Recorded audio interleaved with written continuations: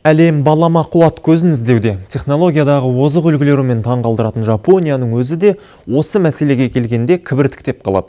Алайда ізденіс өз жемісін береді деседі Күншығыс елінің мамандары. Астанада өткен қазақ-жапон энергетикалық жиыны кезінде болашақтың энергиясына қатысты мәселелер талқыланды.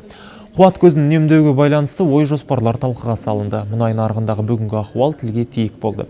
Мысалы, Ұлыбританияның Еуроодақтан шығуы да бағамға әсер етті.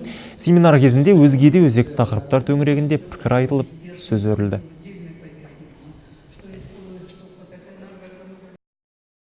Жапондардың экономикасы өте жоғары дамыған ел болғасын, сол елдің де біздермен қарым-қатынастары тығыз болатын болса, біздер де жаңа технологияға ие боламыз деп есептеймін. Елбасымыз осы күзде Жапонияға барып, сол жақта қарым-қатынасын нығайту жолында кездесулер болады деп есептеп отырмыз.